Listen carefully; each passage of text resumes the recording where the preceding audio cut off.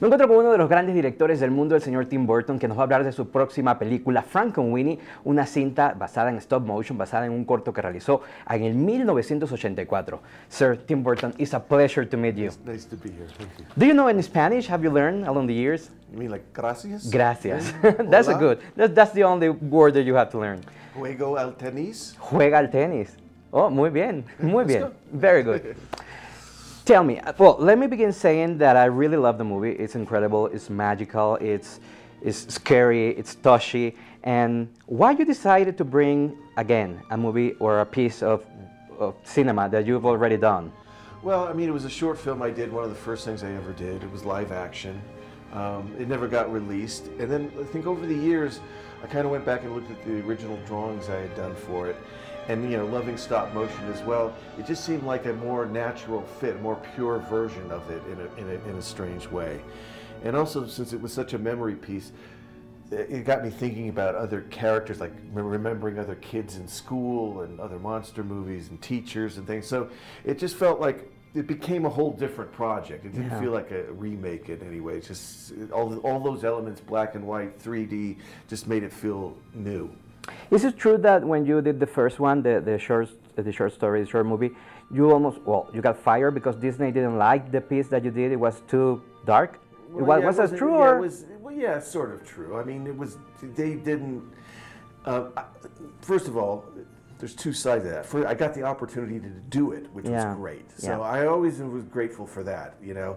It was frustrating that it didn't get released, but you know, it got me another job, so it was at another studio, it was fine. Yeah. But, you know, I think I'd done at that time, I'd done my time at Disney, and they were,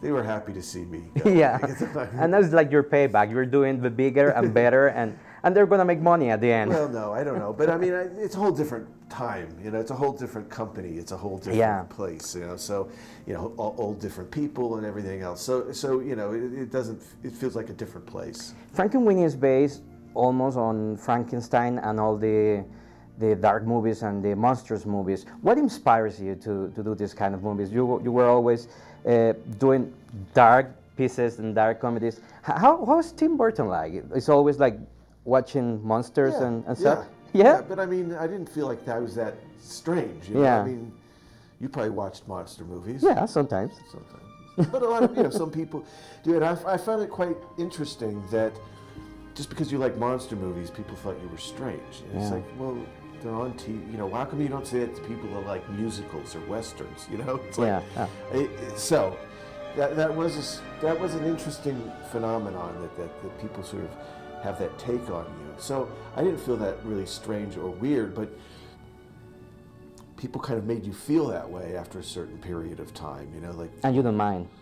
Well, I minded for a while, and then after a time, I just sort of didn't mind. Because actually, after a while, when they think you're weird, then you can just act weird without have to worry about it. So whatever. And that's part of Victor. Victor is like not a regular guy that has a very special friend, and the friend dies, and he wants to revive him. Tell me the story. Why a dog? Well, I had a dog when I was a boy, and it was the same. That was what the story was based on. Is Victor like kind of Tim Burton? Yeah, sort of. Sort of. I mean, a little shorter. Shorter. But I had a dog when I was a small child. Again, you know, it's that first strong relationship you have, you know. And the doctor said that the dog had this disease and wasn't going to live for very long. And so I didn't really understand any of that, and so it was just always this weird, heavy vibe that the dog wasn't going to stay forever. He was my friend, you know. But the dog ended up living a long time.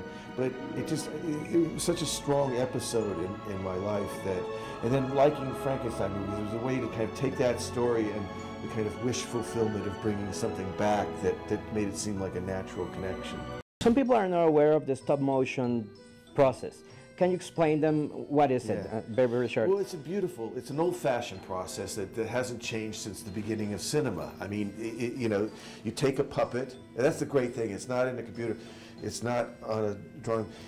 We build sets, we have puppets, and an animator has to move that puppet one frame at a time for 24 times for 1 second of animation. So it shows you the idea of how long something like that takes. But the thing that's beautiful about it is it's a handmade kind of thing that's so much. That's something I like about this movie, because compared to Corpse of the Bride, it looked more technological, and this is more raw. Yeah. That was intentional? Yeah, I mean, the puppets were so good at Corpse Bride that people thought it was computer animation, which I think sort of lessened it a little bit, because there's something that's just the kind of crudity of the we just tried to find the right style of animation of this to the material, and you know, we think you know, so we weren't overly critical if, you know, hair moved or this or that kind of thing, you know, just to kind of let the emotion play as it is. I love it because it looked like very real, very raw. I like that. Yeah. And were you thinking about kids when doing this movie? Some kids are going to be scared of it. I don't think so. I mean, no. I think, you know, it's funny, you always have to remind people, well, have you seen any Disney movies? Have you seen Bambi? Have you seen Lion King? I mean, in every movie, there's been, I mean, if those elements weren't in those movies, there would be no Walt Disney, you know?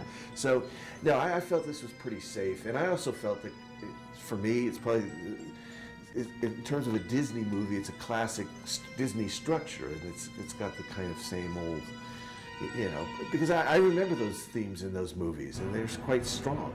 I need your help. I asked him first. My problem bigger. Yeah, he's right. I'm gonna play a ping pong. I'm gonna name a few words, and then you tell me whatever comes to your mind. It's gonna be easy. Beetlejuice. Blanks. Beetlejuice. Beetlejuice. Beetlejuice 2, probably? Don't know. Okay. Batman?